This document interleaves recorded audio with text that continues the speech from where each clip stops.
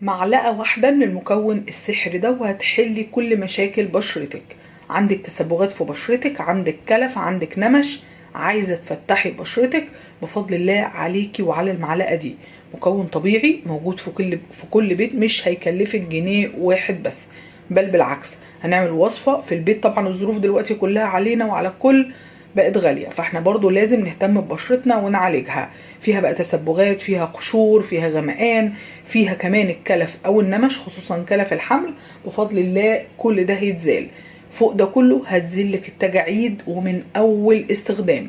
كمان الحلو فيها يا بنات اللي انا شخصيا ما كنتش مصدقاه، ان الشعر الصغير اللي في بشرتي طلع وانا بشيل الماسك ده من على بشرتي. انا ما كنتش بجد مصدقه، ما احتجتش حتى اعمل فتله ولا اي حاجه في وشي ولا زيل الشعر، لان هي بفضل الله بتزيل الشعر والجلد كمان الوبري. انتوا متخيلين؟ اعملوا الوصفه دي بفضل الله تحل كل مشاكل البشره.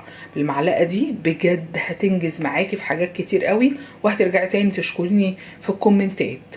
جربي، ومستنيه كومنت منك. بالله عليكي لايك وشير للفيديو عشان يترفع واكتر عدد يشوفه ويستفيد منه. كمان حبايب قلبي اشتركوا في القناه لو انتم مش مشتركين، يشرفني وجودكم معايا في قناتي. فعلوا علامه الجرس واعملوها مخصصه للكل عشان دايما يوصلكم اشعار من كل فيديو انزله. ركزوا بقى معايا كويس جدا، وصفه سهله بس عايزه تكنيك معين وطريقه معينه هتتاخد ان شاء الله بيها، او سوري هتتحط بيها على الوش، بجد هتفرق جدا. جيبي بوله كده حلوه تعرفي تقلبي بيها، تمام. ونجيب اول مكون على طول. انا مش عايزاكم تستغربوا، انا عايزاكم تعملوا الوصفه وبعد كده تحكموا. اول مكون هو البيض. البيض ده اساس ازاله التجاعيد وشد البشره وتفتيح البشره. ده بالنسبه للبياض. تعالي بقى للصفار. الصفار ده بفضل الله بيستخدموه لوحده، بيزيل الكلف والنمش والتسبغات من البشره. يبقى مفيد ولا مش مفيد؟ جربيها وشوفي بنفسك. ناس اللي هتقولي الريحه، هنحط دلوقتي عليها مكون هينشط الدوره الدمويه ومش هتشوفي، مش هتشمي ريحه ليها خالص. خلاص، انا هاخد هنا البيضه كامله. انا بصراحه عايزه استفيد منها بالنسبه لكل حاجه اهي. خلاص هننزل البيضه بالبيض. طالما كسرنا بيضه زي كده يا بنات، لازم نغسل على طول ايدينا بالصابونه. هغسلها وارجع لكم. تعالي بقى ابداي ايه، قلبي الوصفه او حاولي تفكي يعني البيضه كويس مع بعض اهي. اهم حاجه تعمل رغاوي وتلاقيها حاجه واحده. خلاص كده قلبي كويس اهي. بصي عامله ازاي، بقت شبه الكريم كده والجل. طيب تعالي نحط المكون اللي بعد كده. المكون اللي بعد كده تفتيح، ما بيهزرش فيه.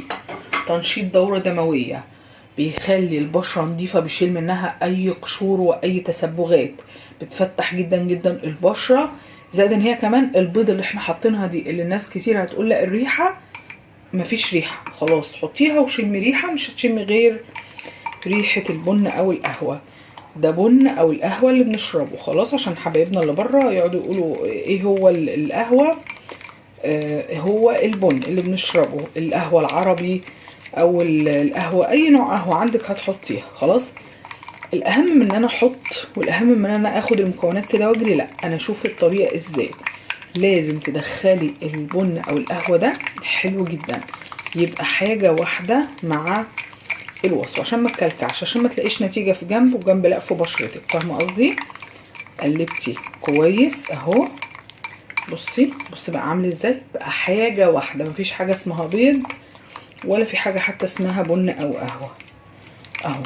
خلاص كده ضربتها كويس. تعالوا بقى نشوف هنعمل ايه كمان. هنيجي بقى للبطل بتاعنا النهاردة اللي هيزيل لي مشاكل كتيرة من بشرتي، وهو انتوا اكيد عرفتوه، بس برضو اهو. هو حبايب قلبي معلقة من النشا او الكورن فلاور. النشا اساسي في شد التجاعيد، ازالة البقع، بيستخدموه اوريدي في كريمات التجاعيد وكريمات التفتيح، ما فيهاش كلام دي. زائد ان هو كمان حلو جدا للتسبغات وازالة البقع من البشرة. تمام كده، اظن مفيش اسهل من كده وصفات عشان الناس اللي بتدور على حاجة سهلة، حاجة من البيت. هنضف بس الدنيا دي، حاجة من البيت وسهلة، مكلفتنيش اي حاجة، وفي نفس الوقت النتيجة الحمد لله جميله جدا، مش هقولك مرضيه، لا بفضل الله يعني هتبقي راضيه جدا جدا عنها. زي ما اتفقنا ما تحطيش كل المكونات وتقعدي تقلبي فيها 3 ساعات وما تفكش منك، لا مكون مكون كده وبراحتك خالص، احنا مش ورانا حاجه يعني، فاهمه قصدي. هقلبها كويس جدا كده اهو، دخليها في بعضها. هو اللي باقي مكون واحد بس يعني، مش عايزاكم تزهقوا. هقلبها كويس جدا جدا جدا، وتعالوا نحط المكون اللي بعد كده. المكون حبايب قلبي هو عسل النحل. عسل النحل بقى احط منه قد ايه؟ حوالي نص معلقه، طبعا عامل مضايقني عشان خاطر الشتاء، نص معلقه من العسل. طيب عسل النحل بيملى الخطوط اللي حوالين العين، بيرطب ترطيب طبيعي او مرطب طبيعي للبشره، بيغذي الخطوط الرفيعه ما شاء الله يعني، بيملاها، بيغذي البشره بشكل عام. مفيش سيرم للبشره او الكبسولات اللي بنجيبها دي ونفتحها عشان نحطها فيتامين اي وايه والكلام ده كله، لما لازم يكون في عسل. هنا لغايه كده الوصفه خلصت. ايه بقى اللي انا احب اضيفه؟ هقول لكم برضو عليه لو انتوا عايزين. اهم حاجه زي ما اتفقنا ندخل، بصوا بقى حاجه واحده، طريقه الاستخدام بقى هي اللي هتبقى مختلفه شويه عن اي طريقه شفتيها، بس انا هنا هديكم اقتراحات تقدروا تحطوها. عندنا زيت اللوز الحلو، هناخد ربع معلقه صغيره وهنحط، انا شخصيا بحب احطه في اي وصفه زيت اللوز الحلو ده. وكمان لما بغسل بشرتي بحب ادهن بيه البشره لوحده كده صافي. عندي كبسوله فيتامين اي، ممكن احط ده بدل ده يعني، بدل الزيت اللوز الحلو. ممكن احط معلقه من جل الصبار، حطي اللي انت عايزاه بس بكميات قليله عشان ناخد فوائد. تمام.